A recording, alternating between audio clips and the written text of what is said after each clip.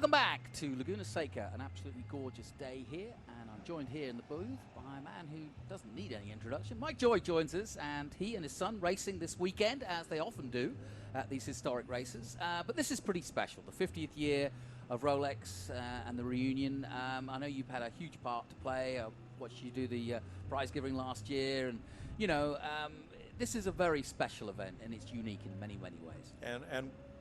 And one I'm thrilled to be a part of for a very long time. Initially doing television. Yeah. I came here when this race aired on Speed Channel, yeah. and did for many years. So just happy to still be a small part of it. Yeah, we had Bobby Aitken up in the booth earlier, and of course talking about those television days and how Speed Vision kind of took it by the because we were talking about the fact that back in the day I would have thought people went, historic racing, is that going to work on TV? Because you know it's something that has now become very popular for the same reason that people love to sit on the hillsides here and recapture some of our youth, watching the cars of our youth being driven in anger.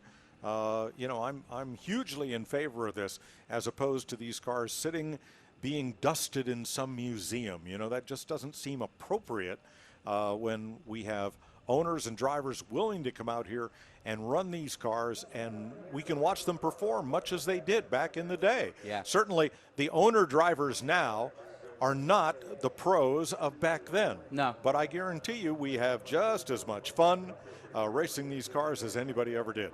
We have the expression, I'm sure you've heard it, a busman's holiday, which is when you take some time off work to kind of do the same thing but differently. And that's kind of what you do this weekend with the Trans Am, because of course you're still heavily involved in motor racing across America, and seen you a few times already this year. But do you enjoy weekends where you can kind of just get off it for a little bit and enjoy your racing? Well, like most people, I'd rather drive it than watch it. Yes. You know, so we've run a few. We ran Sonoma back in June with NASCAR, with historic Trans Am. Our group is here. We're Group 9, the Parnelli Jones group. And then we'll get a chance to run Lime Rock Labor Day weekend, and then the Velocity up at Sonoma. So pretty good schedule for this year. And like so many guys involved in motorsport, your son has kind of followed in your footsteps a little bit, and you both do historic racing together. That's got to be unique and fun. It really is, and I get to see him on the pace lap and wave, and then he's gone. Hell, I can't catch him. You so know, who taught? Did he teach you? Did you teach him to drive? No, I let people who are professional at teaching race car drivers do that, rather than impart any of my bad habits to him. Yeah, I really do think I have a very strong-willed father, and I think if he'd have tried to teach me, it would have failed, because I would have just rejected anything he said. Just not because he wasn't right, but just because he's my dad. Yeah, Scott's a great student, and he's a sponge, and he's learned from some of the best, and he's not the least bit afraid to ask questions of people that had been my heroes or are his heroes. So it's served him very, very well. Mike, we're celebrating some of the great names of American racing, and yeah, it's I think it was Robin Miller, Miller that said there was a Mount Rushmore of great racing drivers from America, and A.J. Foyt would be in that, and Parnelli Jones. Those names, of course, are part of the groups. But we're watching Hurley Haywood trophy, and just another great name. Your thoughts on Hurley? If there's a Mount Rushmore of road racing drivers, Hurley would be on it. Whether it be sprint races or endurance races, for a very, very long time, he was one of America's best. And now, I guess, in a Porsche ambassador role, he's still very active in motorsports, and just had an absolutely wonderful career. I covered Hurley back from his early days with Peter Gregg in IMSA when I was at Daytona and running Motor Racing Network, and we got to do the PA for a lot of those events, and so got to know Hurley and just really appreciate his talent and dedication to his craft. I can't think of anybody better. Yeah, and there's no question, you know, you don't win the Rolex 24 5 times, or a 3-time winner at Le Mans himself, and obviously a 2-time winner at the 12 Hours of Sebring. So that pretty much, once you've started winning those races, you're down in the history books immediately. So these cars in the racing for the Hurley Haywood Trophy are very interesting, in that earlier we had Group 9, the group we race in, which is historic Trans Am. Cars that began on the assembly line and were converted to race cars, This is the next generation of those. These are tube frame cars, purpose-built race cars with silhouette fiberglass bodywork to satisfy the win on Sunday, sell on Monday desire of the manufacturers. Yeah. And of course, if you like, that is what the modern day Trans Am has now morphed to, effectively. Silhouette, yeah, of course, but still tubular frame. And that's, of course, what the modern day Trans Am is. I follow that, of course, throughout the year. But yeah, we've got some special cars out here. You mentioned Rouse, and George Crass in the 1985 Mustang. And we've got a Firebird out there from 84, Jim Haig in that one, and some familiar names. I'm sure you race in historic Trans Am as well. Yeah, a lot of these fellows have HTA cars as well. I believe I saw a Mercure go by, and I did. It's Ross Meyer's car. Ross up in Pennsylvania owns America's best collection of Ford-powered race cars. The Mercure was very rare. It was built in Germany, imported to the U.S., sold in Mercury dealers. Nobody bought one. Got a unique biplane rear wing as they raced it in Europe, and here it is racing, and there it goes right there in white, red, and yellow. Yeah, I mean, I think of the Mercury And how about Cougar. that? Look at that. When was the last time you saw a Buick Somerset? All right, that was that's great. Yeah, the Chevy Cavalier, Buick Somerset, Pontiac Grand Am. Buick wanted to go road racing. They put V6s in those for Tommy Riggins and others, and the cars did very well. So, yeah, this is the second iteration of the Win on Sunday, Sell on Monday class for Detroit. Silhouette bodied, tube frame race cars, 4 cylinders, V6s and V8s. Perfect. Coming up to the top of the hill, and in a moment the pace car will pull off and we'll get under racing for our group 4B. We've had 4A out this morning, all part of the Hurley Haywood group that is. So it's, as you might expect, it's a Ford Chevy front row with a Roush Mustang for George Kress alongside Martin Lauber in one of the Skull Bandit Camaros, I believe.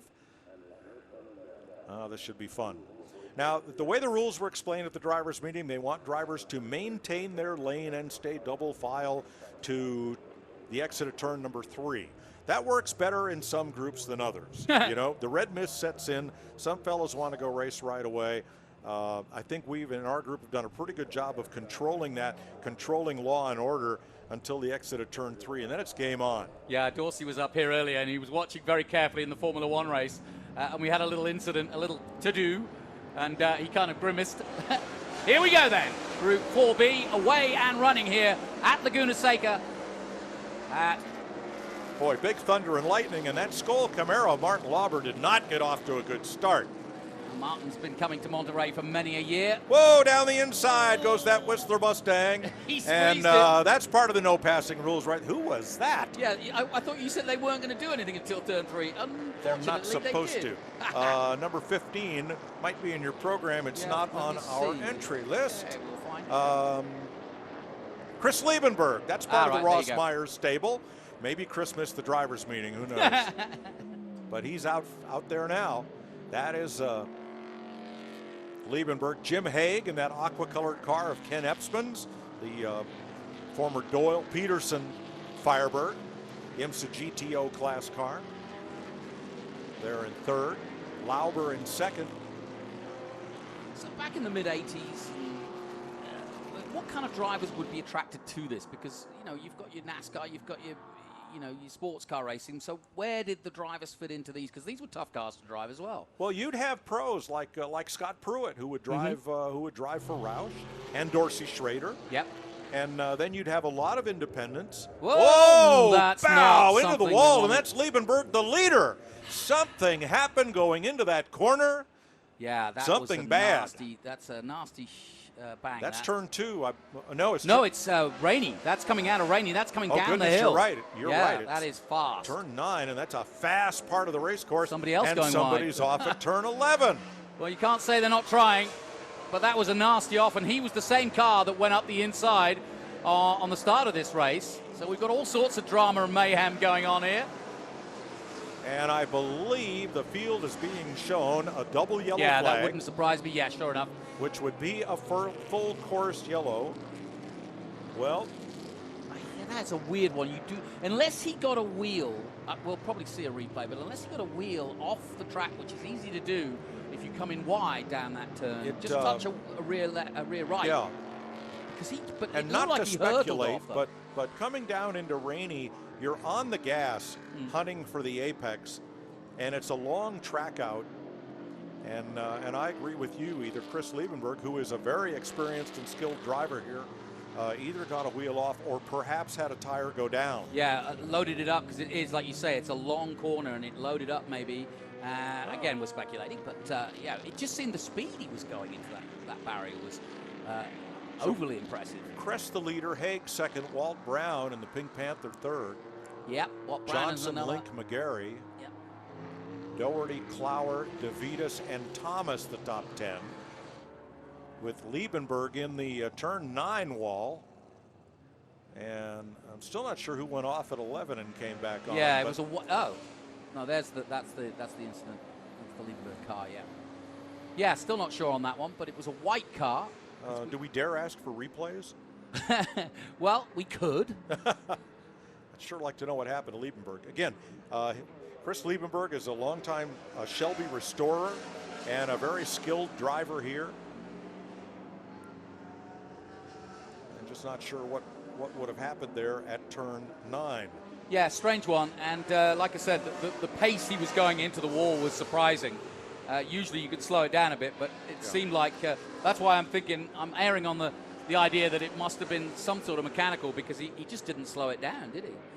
Or wasn't able to. Well, Chris has a good sized staff there at Three Dog Garage. They always bring a lot of cars to Laguna Seca primarily for Ross Myers, the proprietor, and for Liebenberg to drive.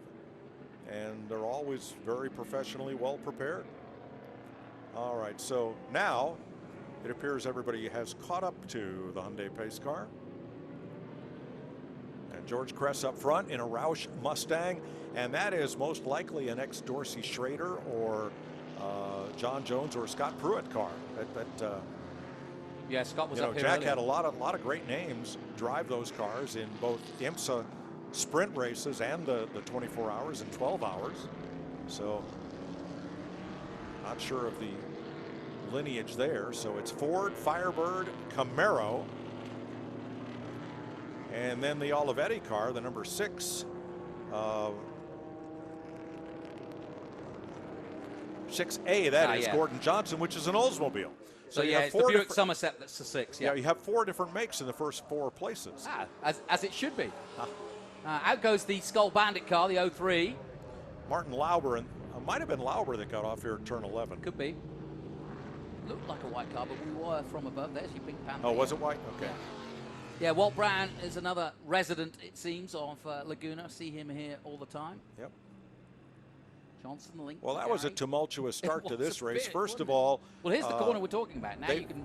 Yeah, Now you can see. Liebenberg went. Wow. He went got to the apex, and then the car shot straight across the track. That's why I think it's mechanical, because he would have ended up probably at the bottom of 10 rather than if he'd just gone into the gravel with a wheel off. Now there's Jim Haig, who usually pilots one of the Bud Moore Mustangs in historic Trans Am, and did today. However, his George Fulmer number 16 broke a rear brake rotor and will not be in action tomorrow. What are you running in the historics?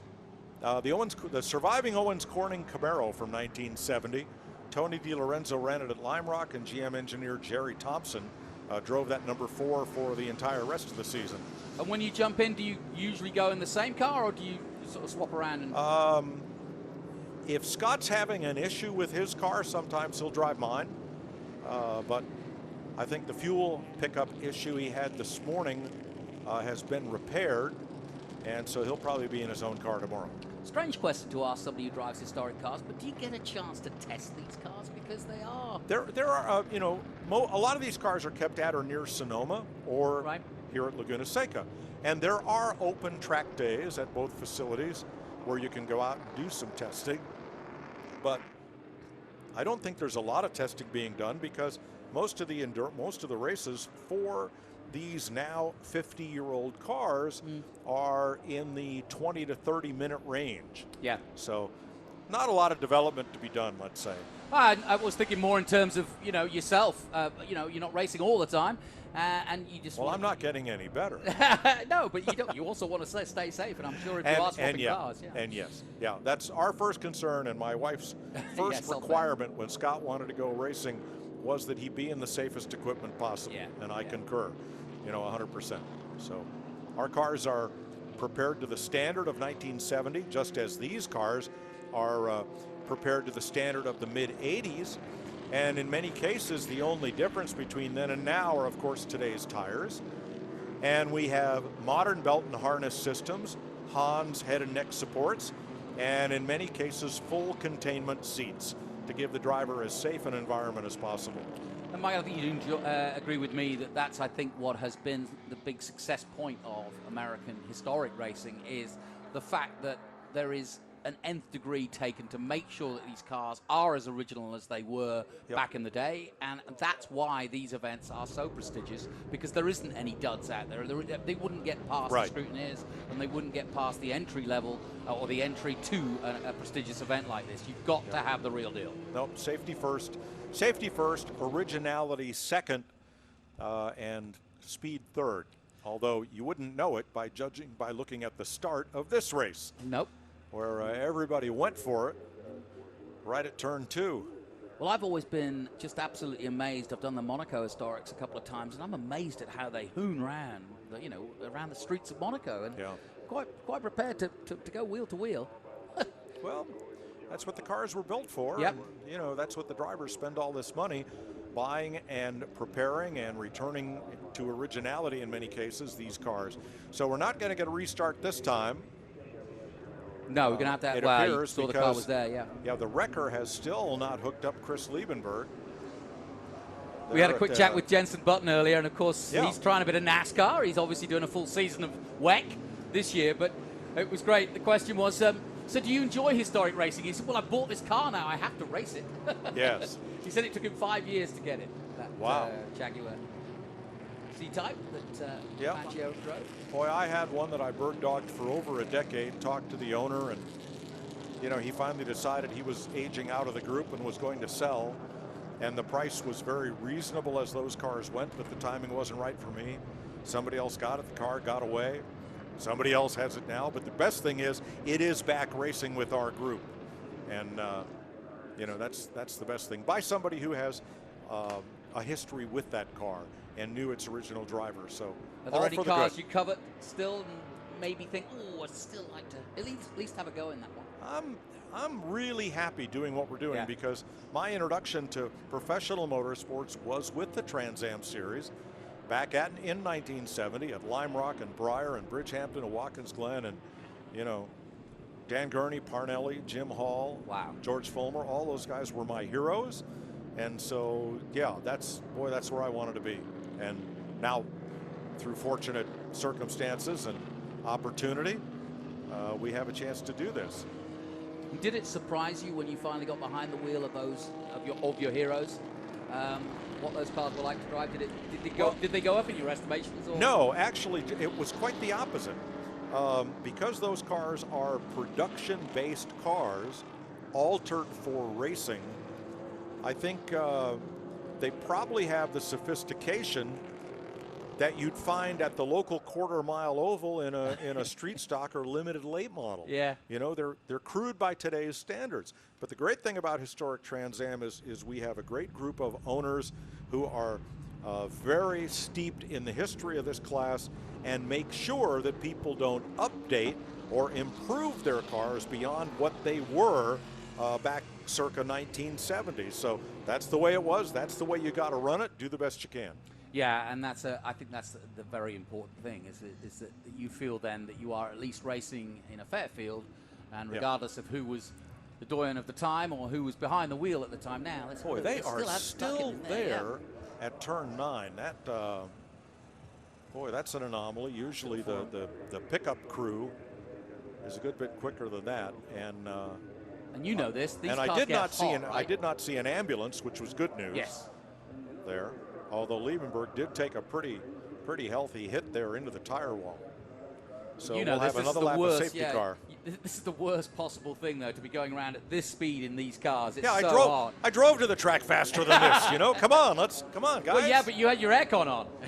Well, that's true. You know, what I'm getting at is that these guys must be boiling now. Well, it's very frustrating, and you got to watch those temp gauges and keep the oil and water temp down to reasonable, which you can do. You down the hill, shut the car into neutral and coast, keep the water circulating, try to get it cooled down. A lot of these cars don't run fans, an engine-driven fan or maybe even an electric fan. Again, the races are short, and there's not a lot of thought put into car or driver cooling because the races are not that long. Mike, I've asked you this before, but just tell our audience, how did you start your interest, your love? What was the spark to get you into motor racing? Not knowing any better, I started in IMSA. Now, we built an IMSA RS car in 1973 and raced it several races till we ran out of money. Didn't take long. And then I was doing public address at a lot of racetracks, which led to radio, which led to television, and where I found a home and just have been blessed all of these years to work for ESPN and TBS and then CBS, and for the last quarter century for Fox, to cover the races and get to do something I really love. Yeah, no question. And the coverage, second to none, as always. Enjoy watching it most weekends. And it's an exciting period for motorsport, I think, in America, with the growth of Formula One, NASCAR at the top of its game, IndyCar have never been stronger in fields.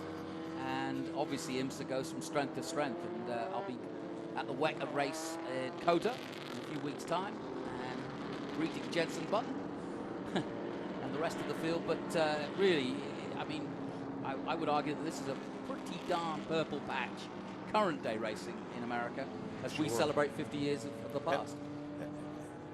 Look at all the opportunities young people have to go racing today, and in both amateur and professional ranks, all of the one-make series. Mazda has a good one. Ford has a good one developing with the Mustang. In the Porsche Cup, there are others where anybody can transition from the amateur ranks and go spend money, be a pro, and go from there. Well, we're hoping to go green. And, it's funny, when I saw sim racing on the horizon a few years ago, many years ago now, but and everybody was doing the Formula One game, and everybody was trying to be the next, sim racer to go through. But actually, the historic cars, the older cars, the Formula Fords, everybody loves racing. Ovals, hey, green whatever. flag. We're going to go green. Good.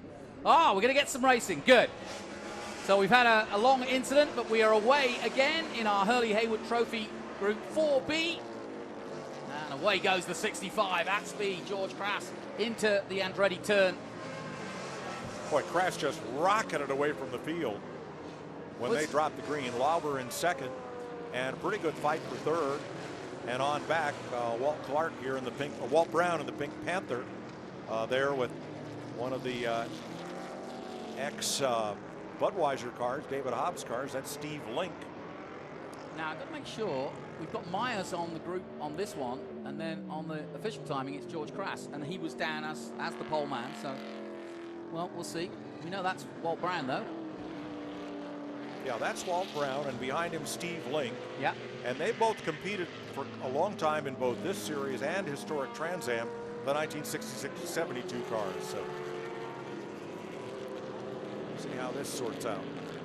Well, as you can see, given the oh, Jim Haig in trouble's got his hand up as he goes to the corkscrew there in the Peterson Firebird. Well, he's got his arm out to let him know that there is problems. I mean, sadly, not one of Ken Ebsman's cars has finished a race today.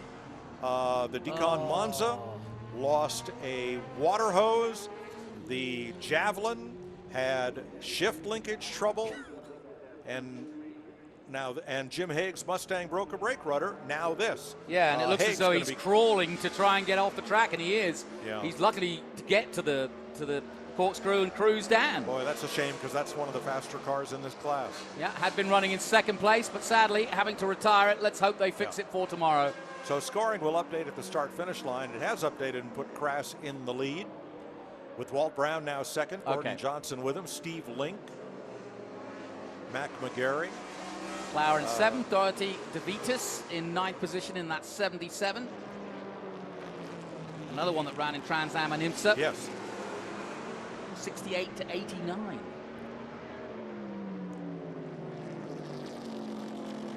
Driven by RK Lauer car having issues there. Mike McNamee in the Buick Somerset taking the wide line there. Whoop. As the Mercure of Ross Myers goes by. Well, he was in the pits earlier. We were thinking that maybe that was the car that went wide Okay. at the final turn, but Skull Bandit Boy is out there in the 03. Still pretty good race right here. And there's the pass underneath the Firestone Bridge as they go into turn 4. Mike, what's the trickiest part of this track? We've talked many times over the years about how technical and tough this circuit is. But for you, when you're driving out there, we always talk about the corkscrew, but what's tricky for you? Well, I think it's turn 6, the turn they just exited, because you come up to turn 6 and you go under a bridge. Well, that's daunting enough, so you don't see the entry of the corner until you enter the corner. Right. There's a lot of track out room. That's okay, but that's a tough place to keep the pedal down and get the car pointed right. And also, you want to accelerate early because yes. you know you're climbing, and so you tend to, you see a lot of cars drift wide and wider perhaps than they should. I mean, the corkscrew there is second gear. It's very slow corner. Don't see a lot of passing there. Here going through rainy, you're hard on the throttle here, drifting out to the edge of the track and setting up for 10. 10's cambered. A little bit up, cambered or banked, as we say in the States. Yeah. Yes. But 11, the last corner, certainly isn't, is it? And that can catch you out too, because the same thing is, it's about the only straight you're about to get on, but there's no kind of grip level. That's why you go wide like that. No grip. And you go wide out there, you go across those alligator teeth, and that is hard on rear ends. Yep, I'll bet. Yeah. And then do you go blind as you go over the crest? Is it blind? Is what? Is it blind as you go over Well, the it crest? is blind, but there's one phone pole out there at the access road. I hope they never cut down because you can see the top of it as you crest the hill, and I use that as a marker. Was it discombobulating when they changed the whole tower and the bridge here? That's fairly recent. That's not a problem. Okay. Because you're flat out and you're going straight. Yeah. You know, so here down into turn 10. Take advantage of that banking after you turn in, and that'll help you get a good launch to 11. George Crass putting his way through there. They've had a long time under safety, so I'm sure he's delighted to finally get some laps in. And unfortunately, he'll see the white flag now. But fortunately for us, we're going to get that lap. That's good news. So right here, it's blind up over Andretti. And you want to be positioned probably on the left third of the racetrack as you crest that hill. And then you have choices. Do you double apex turn 2? Do you take a late entry as he did and a late apex of the latter part? You got a lot of choices there as you set up here for 3, long flat corner. Easy to get too wide there as he's out on the rumble strip. Set up for 4, early to the gas here because you got a lot of track out room and a long straightaway. And this is the corner you're saying that's tricky. Nope, this is fine. 5 is is fine. the next one, And 5 has got a little bit of bank to it there. Yep. Right down there at the bottom. Really helps with your track out full throttle. Here is the gut wrench. Up under this bridge. Where's the entry? Oh, yeah, here's the entry to the corner. And you don't want to see what's on the other side of that hill, do you? Long track out, and then let's climb the hill. Yeah, up the Ray Hall straight. And everybody wants to brake too early because you can't see the entrance to the corkscrew. Right. And come in there shallow, as he did. Be right in the middle of the racetrack. Now, flat on the throttle, a lift here as you turn down. Catch that apex, back hard on the gas. Fascinating race. Thank you, Mike, for giving us a good illustration. So we and got there's here, that Jared Thomas coming fast and looking for the win. This is second place, and he's going up the inside for maybe a move. No room there. Is there a little bump? No, not quite. Oh. Thomas gets a launch off the corner and by 3 car lengths. Wow. He is going to be second at the finish. Jared Thomas in that GTO class. Well, he just did the fastest IMSA lap of the race. GTO Mazda RX-7. I wonder if he was holding his powder for most of that race because he suddenly just did a 1:28. Well, he started in the back. We didn't see him make his progress toward the front, but that has been a car that has been part of Mazda's historic racing stable. I think ever since it came off the track in IMSA competition, you know, back in the mid to late 1990s. Yeah, as you say, it started down in 16, so that 1991 car came flying through at the end there. So Crass holds on for the win. Thomas second, so it's Ford, Mazda Camaro. Oldsmobile, Gordon Johnson in 5th. Mac McGarry, excuse me, in 6th. That's a Firebird. Tom Clower in 7th in the number 8. That's a Camaro. 91. Colin Dowdery in the lone Porsche in the field, a 944 GTR. 9th is Rincon in the number 10, a Camaro. And the top 10 filled out by Oristen in the number 31, an Olds Cutlass. And Chris Lippenberger was the man who went high and wide at turn 10, and that's what brought out the safety car. Let's hope he and the car are okay. Let's head down. Thank you, Mike Joy. Well, Let's head down to Kev, who's got the latest down in the paddock.